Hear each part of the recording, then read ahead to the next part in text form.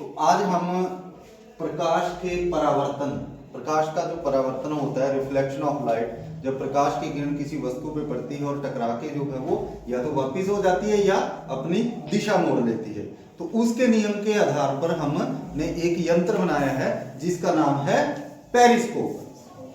ये पेरिस्कोप है।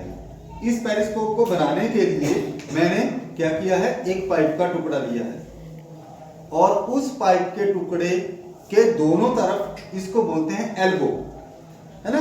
दो एल्बो लिए हैं और पाइप के टुकड़े पे हमने ये फिट कर दिए। लेकिन एल्बो के अंदर आप देख सकते हैं इसके अंदर कि एल्बो के अंदर मैंने क्या लगाया है, दर्पण। दो दर्पण लगाए हैं और दोनों दर्पण मैंने इस तरीके से लगाए हैं 45 डिग्री के कोण पर।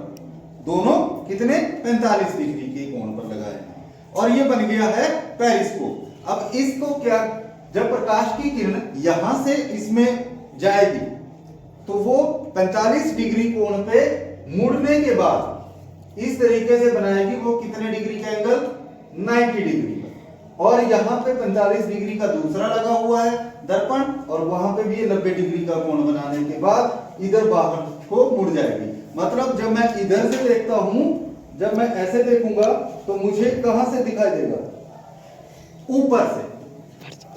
यहां से जो वस्तु है, यहां से जो प्रकाश आ रहा है वो मुझे यहां दिखाई दे रहा है। तो इसका प्रयोग हम कहां करते हैं, समुद्र के अंदर पनडुब्बी में। यदि वहां से हमने समुद्र की बाहर की सतह पे वस्तुओं को देखना है तो हम पानी के अंदर से ही ऐसे इसको थोड़ा सा ऊपर निकालेंगे और अंदर से ही इससे हम देख सकते हैं। तो प्रकाश के परावर्तन के नियमों का हम प्रयोग करते हुए अलग अलग प्रकार के इस तरीके के यंत्र बनाते हैं। तो ये है पेरिस्कोप और ये परावर्तन के नियम पर आधारित होता है। समझे आप?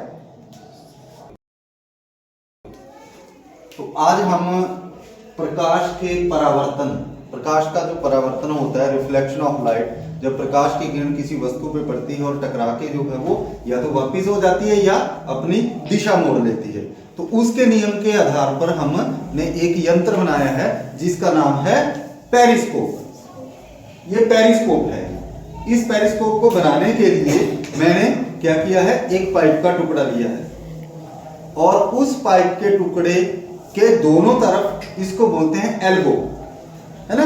दो एल्बो लिए हैं और पाइप के टुकड़े पे हमने ये फिट कर दिए। लेकिन एल्बो के अंदर आप देख सकते हैं इसके अंदर कि एल्बो के अंदर मैंने क्या लगाया है,